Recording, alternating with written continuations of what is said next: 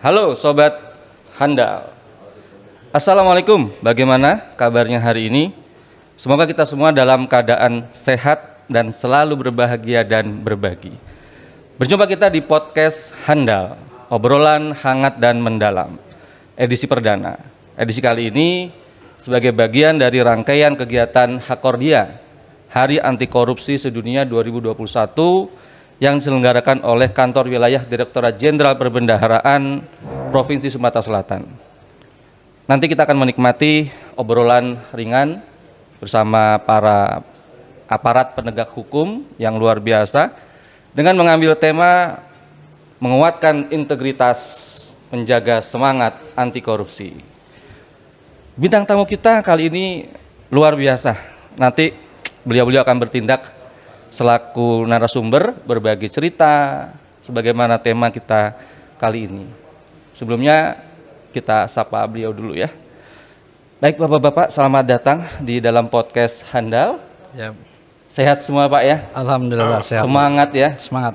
Walaupun kelihatannya hari ini sibuk dari pagi ya. Dari sini kelihatannya juga pasti akan lanjut lagi ke acara yang lain nampaknya ya. Baik, yang pertama nanti kita ada Bapak AKP Salupen, SHMM. Beliau Kanit 4 Subdit 3 Tipikor. Saya tidak berani menyingkat ya, nanti takut salah, nanti biar Bapaknya saja menyingkat ya. Dari Direktorat Reskrimsus Polda Sumatera Selatan. Sehat Pak Salupen? Alhamdulillah. Alhamdulillah, sehat Pak ya.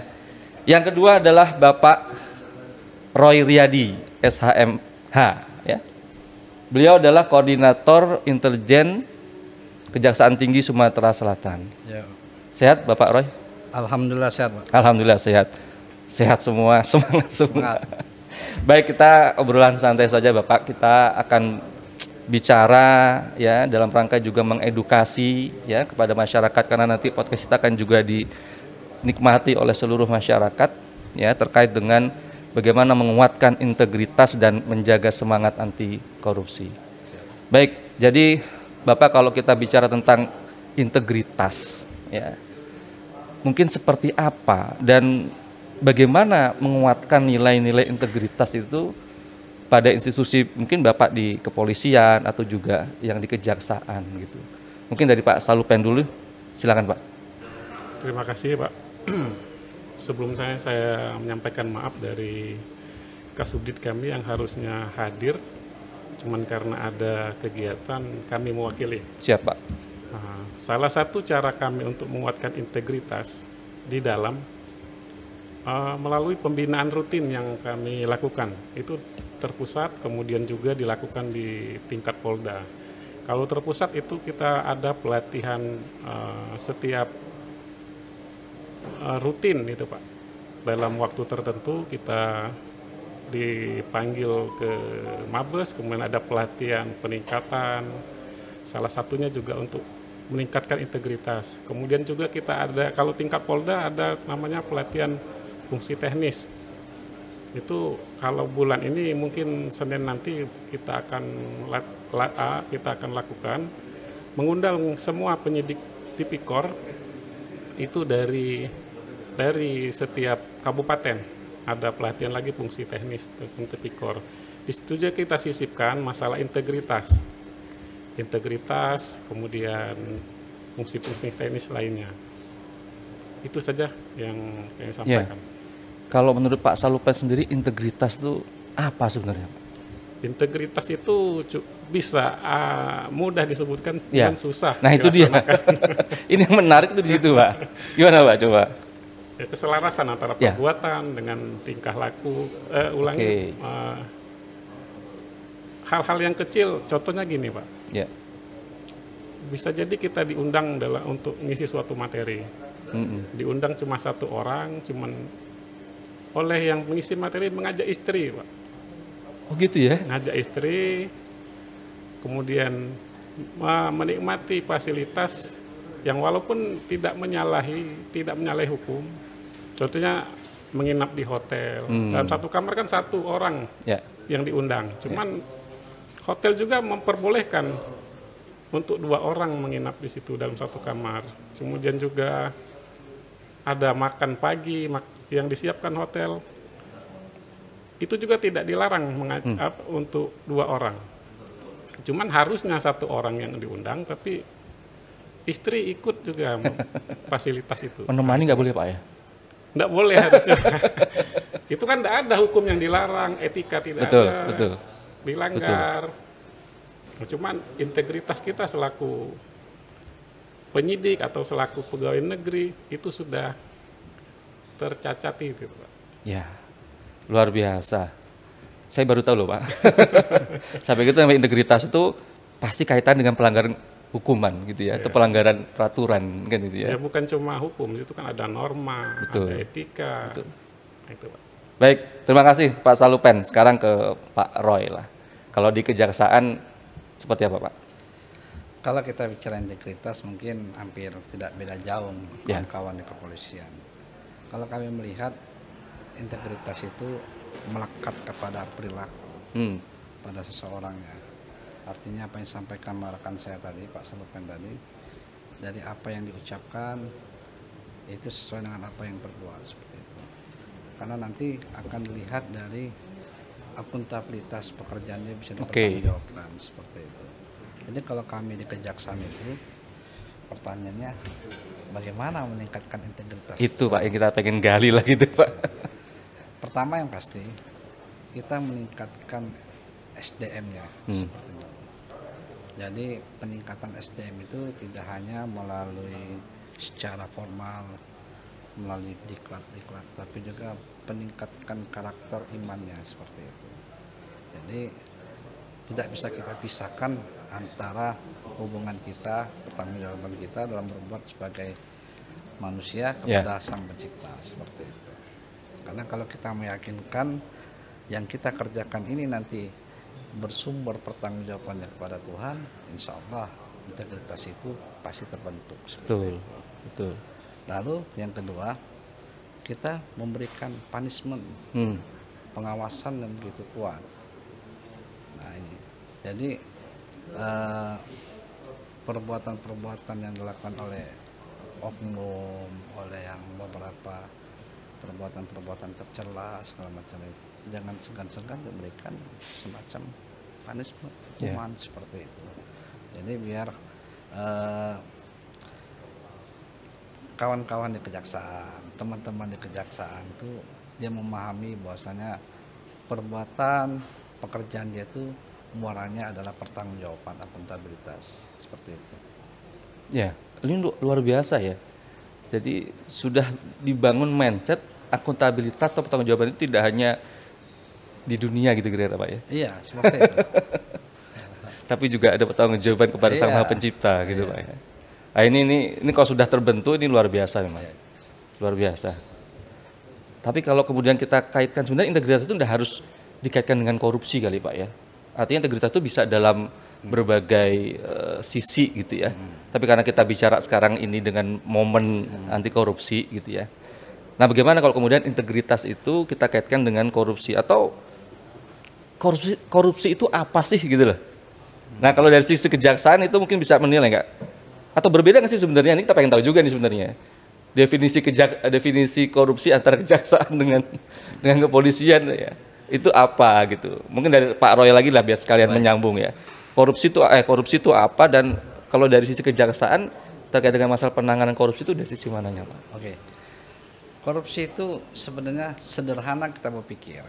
Itu perbuatan rusak, perbuatan busuk yang dilakukan oleh pejabat politisi, penyelenggara negara, pegawai negeri, kan, yang berkolaborasi dengan pihak-pihak terkait, yang pertanggungjawabannya secara akuntabilitas tidak bisa dipertanggungjawabkan. Nah, kalau kita lihat dari ada pendapat dari, saya pernah baca buku pendapat dari ahli Robert Kirkland, itu ada rumusnya Pak. C sama dengan D plus M minus A. Apa itu Pak? Jelaskan Pak. C itu corruption. Oke. D itu diskresi. Oh. Artinya pasti ada kewenangan kekuasaan yang melekat di situ. Plus M-nya itu monopoli, kekuasaan yang berlebihan, kewenangan yang berlebihan yang dilakukan. Minus A-nya accountability, pertanggungjawabannya nggak jelas seperti itu.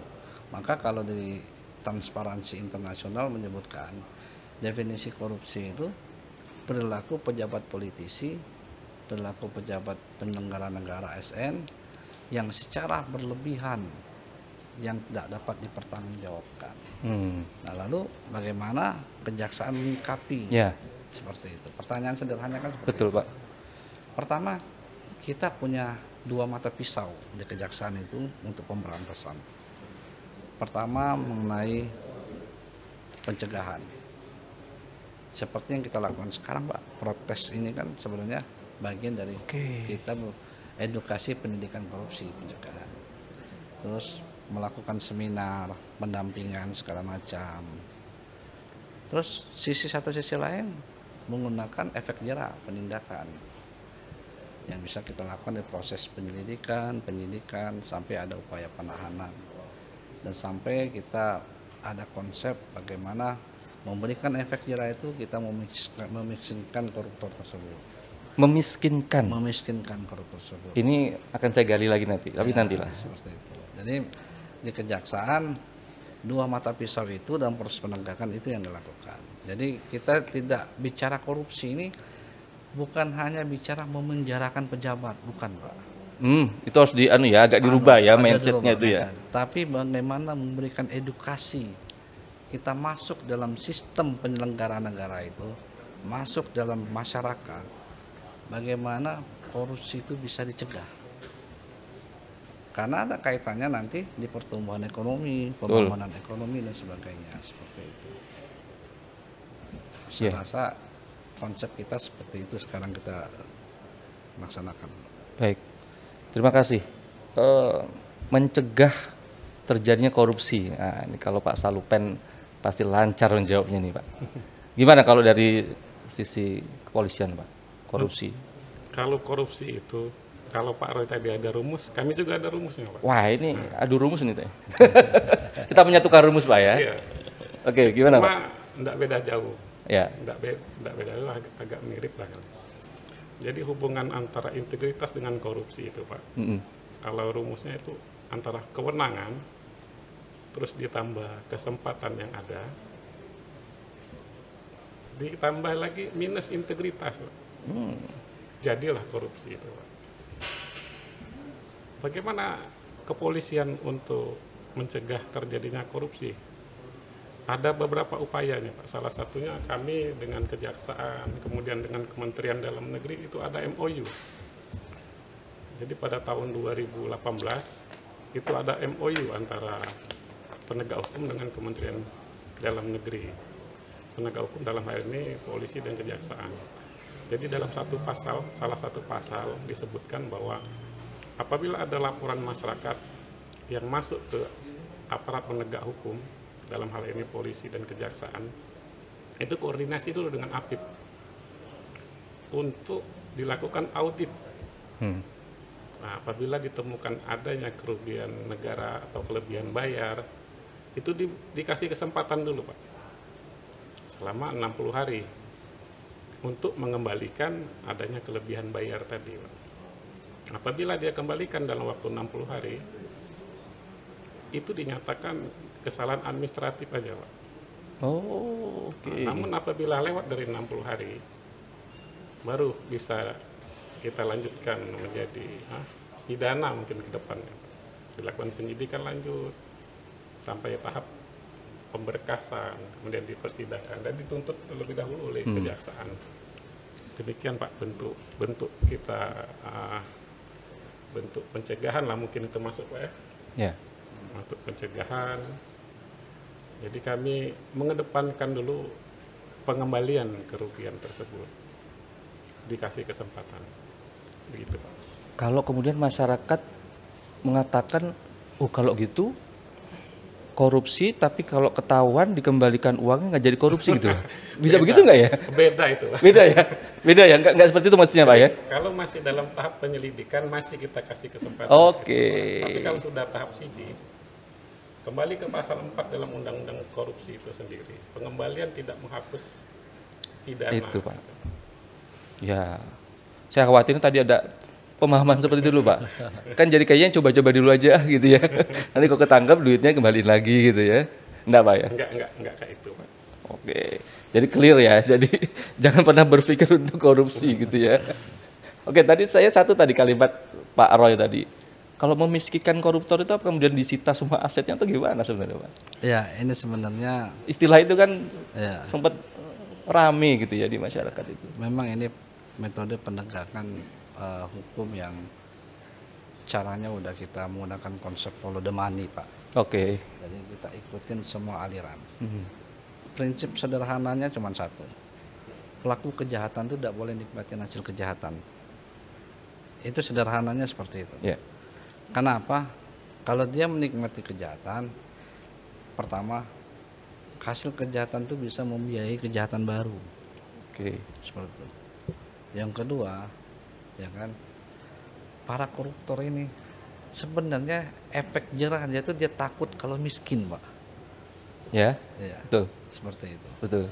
Dalam konsep memiskinkan koruptor ini, bagaimana hasil kejahatan itu kita rampas semua, karena tidak ada hak dia untuk menikmati. Seperti itu. Kalau kita menggunakan literatur aturan main di pasal 18 Undang-Undang Korupsi, sekarang korupsi itu nggak sederhana Pak. Kalau dulu mungkin bendahara ngelapkan uang, Betul, Pak. ya kan, dibelikannya barang, udah ketahuan udah. Itu zaman kuno Pak ya? Ya, kalau sekarang modus korupsi semakin canggih Pak. Bisa dan melibatkan yurisdiksi wilayah negara lain yang sistem hukumnya berbeda dengan kita. Yang kedua, dia bisa menggunakan gatekeeper, konsultan keuangan, konsultan hukum segala macam yang menyembunyikan aset-asetnya dibawa ke luar negeri segala macam. Ada yang menggunakan modus korporasi yang secara formil jejaknya nggak ada.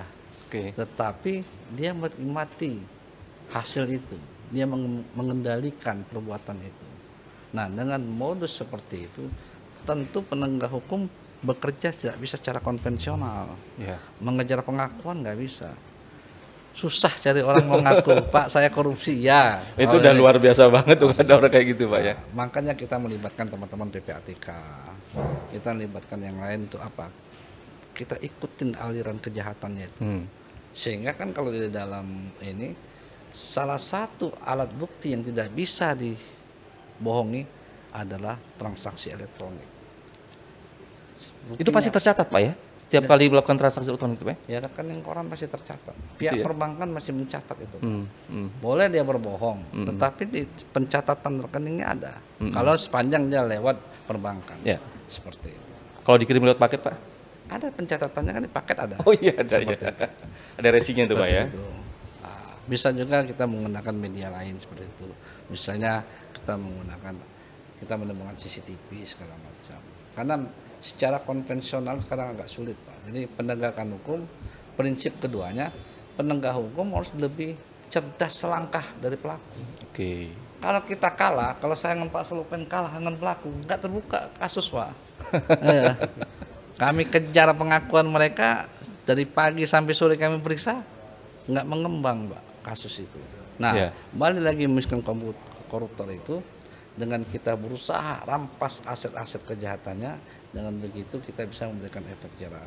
Salah satu medianya biasa kita gunakan tindak pidana pencucian uang, seperti itu. Jadi memang harus ada strategi dan juga penggunaan teknologi informasi gitu kali ya. Pasti Pak. Mungkin sedikit lah Pak Salupen bisa menjelaskan bagaimana kemudian kita menggunakan strategi dan penggunaan teknologi informasi untuk tadi ya, ngejar maling tadi Pak.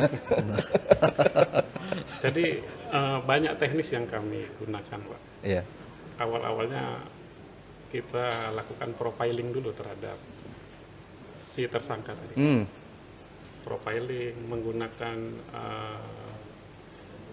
sinergi lah dengan dinas-dinas atau lembaga yang dapat membantu. Contohnya gini, kita mencari seseorang bisa melalui Dukcapil. Siapa orang tuanya, siapa saudaranya, tinggal di mana. Itu kita profiling kayak itu. Kemudian setelah kita dapat, mungkin kita menghubungi PPATK. PPATK nanti memberikan transaksi yang mencurigakan. Di bank mana saja dia punya rekening. Selanjutnya hasil dari rekening tadi kita pertanyakan lagi kepada mereka, terus ditransaksikan kemana. Nah, jadi kemudian kita juga bisa menghubungi Badan Pertanahan Nasional. Kita tanyakan, ada enggak transaksi mengenai tanah, ada balik nama atau pembelian atas tanah atas nama tersangka. Kemudian kita juga bisa bertanya lagi ke Samsat, ada enggak pembelian kendaraan dalam kurun waktu. Kemudian juga bisa ke Badan Penggadaian, ada enggak dia transaksi untuk logam mulia. Banyak cara, Pak. Tergantung nanti kemana hasil kejahatan itu. Bisa juga kita berhubungan dengan Ray, mungkin kalau dia dibelikan rumah atau real estate, seperti itu, Pak. Pokoknya kita harus lebih canggih gitu, Pak. Iya. Harus lebih canggih, Pak ya. Baik, Pak. Ini kalau agak sedikit nakal boleh, Pak ya, pertanyaannya, Pak. Kadang-kadang nih, Pak ya, kita suka berhadapan dengan kasus-kasus yang bermuatan politis gitu ya, atau mungkin punya tekanan yang besar gitu ya. Nah, terus bagaimana kemudian kejaksaan, kepolisian itu tetap menguatkan integritas para aparatnya, Pak gitu. Tetap berada di dalam jalur SOP-nya lah gitu kira-kira. Pak Roy. Ya tentu yang pertama pengawasan harus ditingkatkan. Karena pengawasan itu sebagai sarana yang efektif. Jadi pengawasan itu tentu berjenjang. Jadi dari atasan langsung sampai ke atasan di atasnya seperti itu. Yang kedua, kita harus memberikan komunikasi terus kerjasama tim, keterbukaan. Karena kadang dengan kita memberikan keterbukaan dengan tim, ada rasa percaya sama tim segala macam, solusi itu pasti bisa kita berikan seperti itu. Karena penanganan dalam perkara korupsi, kasus-kasus besar, karena saya beberapa kali menangani kasus seperti itu. Kuncinya adalah bagaimana teamwork itu solid, Pak. Berarti nggak kerja sendiri, Pak ya? Nggak bisa. Nggak bisa, Pak ya? Harus kerja, tim ya, Pak ya? Harus tim seperti itu. Bagaimana tim itu solid dan bagaimana pimpinan itu memberikan support kepada kita dan pengawasannya juga. Tentu dengan bekerja itu kita menggunakan SOP standar yang sudah ditetapkan oleh pimpinan kita seperti itu. Kalau bahasa saya sederhana, tadi Pak, kita kerja baik, yang ngawasinya Tuhan. Nah, pengawasan tertinggi ada di atas, Pak ya. Luar biasa. Pak Salupen gimana, Pak Salupen? Kalau kami, Pak, ini pengalaman yang... Ini polisi kan dekat-dekat juga nih ya. Jadi kalau kami sendiri, Pak, pengalaman yang sudah kami rasakan, kami ketemu Pak Roy bukan cuma hari ini, Pak. Iya. Beliau ini waktu saya menangani perkara yang lumayan lah, waktu itu cukup pelik. Minta bantu sama beliau, atas dukungan beliau lah akhirnya perkara itu bisa selesai. Sinergi, Pak ya, luar biasa. Beliau ini mantan KPK. Gitu. Jadi dengan dukungan beliau lah beberapa kasus selesai. Gitu ya? Iya, jadi sinergi kami rasakan sangat banyak membantu dalam setiap penyelesaian perkara. Berarti memang harus secara internal tim yang solid, kemudian sinergi yang kuat ya antar instansi ataupun juga lembaga lain ya yang bisa membantu ya. Luar biasa. Kalau kita bicara agak pribadi nih, Pak, ya, ini bapak-bapak kan istilahnya berada pada pinggir jurang ini karena risikonya besar, Pak ya. Kan gitu ya. Pernah nggak kira-kira, Pak, gitu ya, ada komplain gitu ya dari keluarga gitu ya, atau mungkin ada permintaan keluarga misalnya, udahlah Pak, pindah aja ke direktorat atau bidang yang nggak terlalu beresiko gitu loh, biar kita tenang, keluarga tenang gitu, atau malah memang keluarga itu support banget gitu ya, mendukung penuh gitu tanggung jawab bapak-bapak selaku aparat penegak hukum anti korupsi ini. Gimana Pak Salupen dulu nih, Pak Salupen, peran keluarga ini gimana ini gitu? Jadi setiap ada beberapa perkara yang memang terbawa sampai ke rumah, Pak. Gitu ya? Iya. Jadi kalau menurut pengakuan istri, saya itu sering ngobrol sendiri, Pak. sering melamun, ngobrol sendiri, sampai terbawa Kontemplasi itu. ya betul ya. Jadi kadang-kadang istri ngomong udah pindah ke cari tempat yang Betul kan, lebih betul kan, saya nyaman. betul kan. Benar ada itu.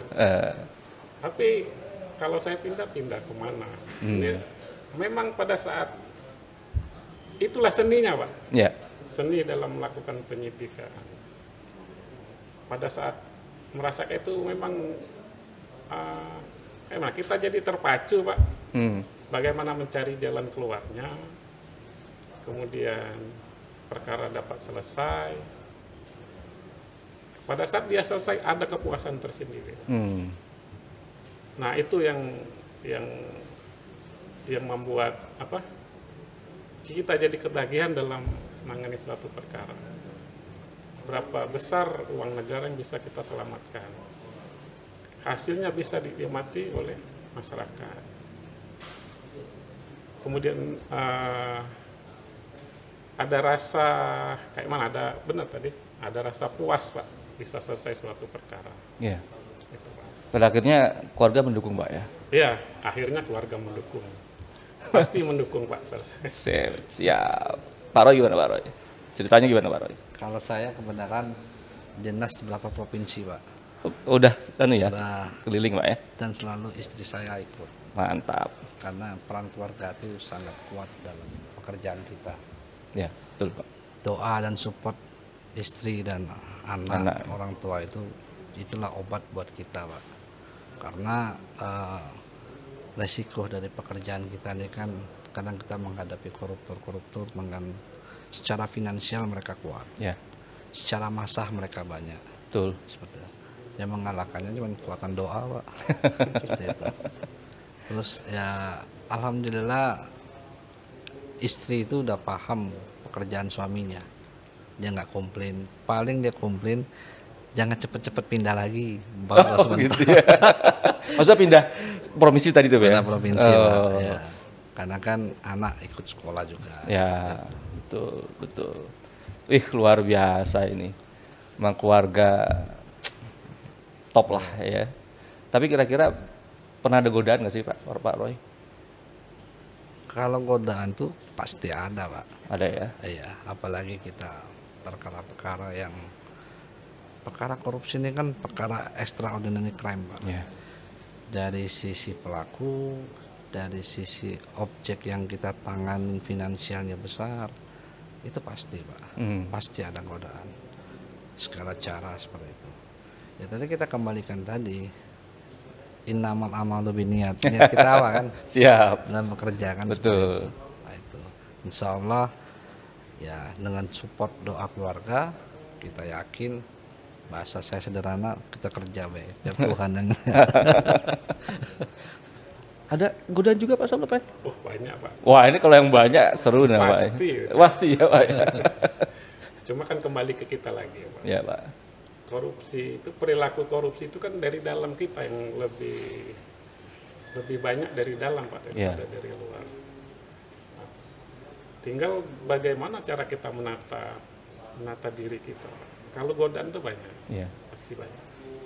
Berarti ini Pak ya, memang jiwa integritas itu di keluarga pun juga harus kita kuatkan Pak ya. Termasuk juga di masyarakat mungkin ya. Kalau secara singkat saja lah Pak, bagaimana kemudian efektifnya kita bisa mengedukasi keluarga, masyarakat supaya kemudian juga mereka memiliki jiwa integritas yang kuat gitu Pak Roy? Pertama kita paham dulu Pak, di undang-undang korupsi itu. Kewajiban untuk berantas korupsi itu bukan hanya di penegak hukum. Oke. Di pasal 41 bab 5 itu peran serta masyarakat. Ya. Masyarakat ini luas termasuk keluarga kita. Ya betul. Seperti itu. Bukan hanya tanggung jawab presiden, tanggung jawab pemerintah, kepala daerah, bukan tanggung jawab penegak hukum, polisi, jaksa, hakim, bukan. Tapi tanggung jawab kita semua masyarakat di situ. Lalu bagaimana kita bisa menularkan atau memberikan integriti? Yang pasti kita memberikan contoh. Keteladanan Pak. Keteladanan seperti itu. Keteladanan itu dibentuk, perilaku dibentuk itu dari mana? Itu kan bisa kita ciptakan Pak. Bisa kita pelajari di mana? Ya pasti kita banyak melakukan pendekatan-pendekatan kepada Tuhan, banyak kita melakukan hal-hal berpikir positif, kegiatan positif seperti itu. Dan kita juga banyak kita belajar dari beberapa baca buku, dari kisah-kisah orang sukses, tokoh segala macam. Nah, dari hal-hal kecil yang kita tularkan ke keluarga, ke masyarakat, insya Allah Pak, karena korupsi ini sebenarnya pemberantasannya yang paling ampuh di sisi pencegahan kalau menurut saya, betul. bukan di sisi penindakan. Ya. Karena kalau pencegahan itu yang disentuh hatinya Pak. Karena apa? Balik definisinya kan perilaku korupsi ini. Ya. Bagaimana mengubah perilaku itu? Nah, itu yang disentuh Pak, dari semua kalangan. Dan tanggung jawab kita semua Pak, bukan tanggung jawab saya yang Pak Solpen, bukan tanggung jawab pemerintah. Ingat ya sobat handal ya, termasuk tanggung jawabnya sobat handal semua ini. Itu. Mencegah lebih baik daripada mengobati ya, gitu Pak Salupen ya. Benar.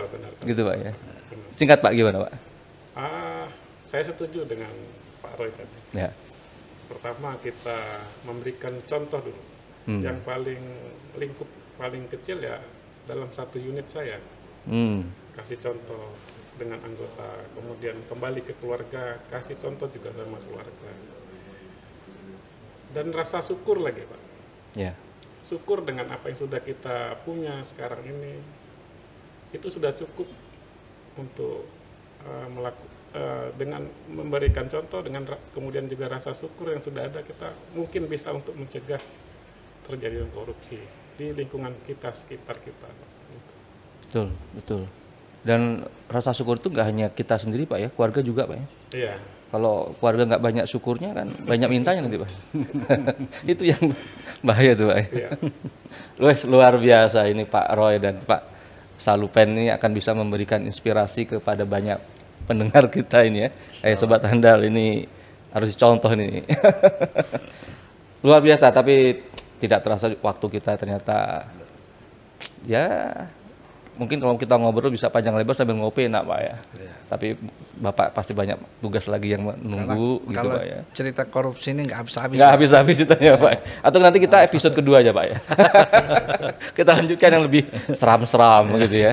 Tapi sebelum kita akhiri lah, kita ingin ada saran gitu ya dari Bapak-Bapak sekalian, khususnya kepada sobat handal ini, terutama kaum milenial nih Pak. Yang katanya mereka itu kan masih unyu-unyu gitu Pak ya. Bagaimana kemudian mereka itu bisa dibentuk dengan integritas yang kuat dan kemudian jangan sampai mereka itu memulai sedikit pun untuk korupsi gitu Pak. Nah ini sobat handal kita perlu Pak tip and trik dan inspirasi dari Pak Roy dan Pak Salupen. Silakan Pak Roy. Kalau kita kembali ke tagline-nya anti korupsi dunia tahun 2021 ini Pak. Ya. Hak Anda, peran Anda untuk katakan tidak terhadap korupsi. Oke. Jadi kaum milenial atau disebut kaum muda segala macam, ya kan, itu harus berani bersikap untuk mengatakan tidak. Stop korupsi. Stop korupsi. Itu gambar di depan Bapak, belakang Bapak tuh. Seperti itu. Karena korupsi ini akan semacam seperti candu Pak. Bisa Pak? Bisa. Coba Bapak perhatikan, yang banyak ditangkap KPK itu rata-rata orang kaya atau orang susah? Orang kaya Pak. Orang kaya. Secara finansial mereka sudah banyak uang. Betul. Tapi kenapa mereka perilaku Pak? Candu. Tapi untuk mengatakan tidak itu sulit Pak. Dan mengatakan tidak, balik lagi integriti tadi. Diimplementasikan dengan perbuatan, maka itu tidak akan terjadi. Jadi sederhananya kita balikkan ke tagline 2021. Oke, siap.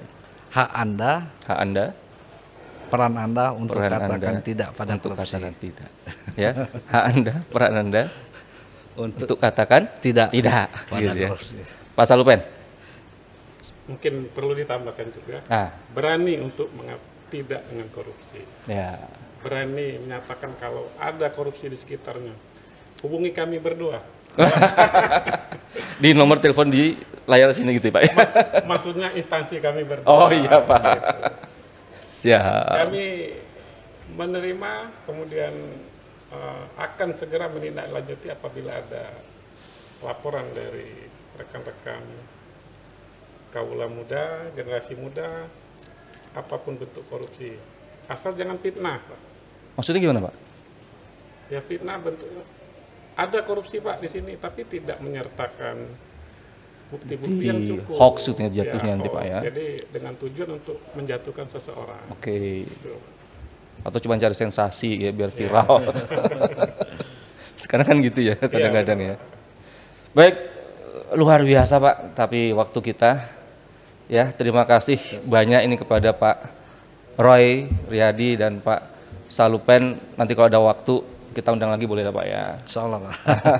Kelihatannya ini harus rutin Pak, kita edukasi gitu ya kepada masyarakat, atau mungkin nanti bapak-bapak kita undang dengan kalangan milenial langsung gitu ya. Kita undang, kita punya generasi muda milenial Kemenq Pak, jadi mungkin nanti bisa lebih dalam kita mencoba menyelami jiwa anak muda gitu ya. Baik, terima kasih Pak Roy dan Pak Salupen ya. Insya Allah kita ada waktu kita bisa bertemu lagi. Baik, Sobat Handal, luar biasa obrolan kita dalam episode perdana ini. Mudah-mudahan ini yang pertama dan bukan yang terakhir, tapi akan selanjutnya kita akan mengadakan kembali obrolan-obrolan yang hangat dan mendalam, santai tapi penuh syarat informasi, makna dan inspirasi. Terima kasih kepada Bapak narasumber sekali lagi, Bapak Roy Riyadi dan Bapak Salupen atas waktu dan kehadirannya di tengah-tengah kesibukan Bapak sekalian, yang telah berbagi pengetahuan, pengalaman, dan inspirasi kepada Sobat Handal semua. Terima kasih juga kepada Sobat Handal, para pendengar, para pemirsa yang sudah berpartisipasi menyaksikan podcast Handal, obrolan hangat dan mendalam. Mohon maaf, karena keterbatasan waktu harus kita akhiri. Selalu patuhi protokol kesehatan, semoga selalu sehat, selalu semangat. Sampai jumpa di podcast berikutnya. Gini Pak, salam Handal. Oke, makasih. Oke, ulang lagi ya. Salam Handal. Oke, wassalamualaikum warahmatullahi wabarakatuh. Waalaikumsalam. Terima kasih Pak.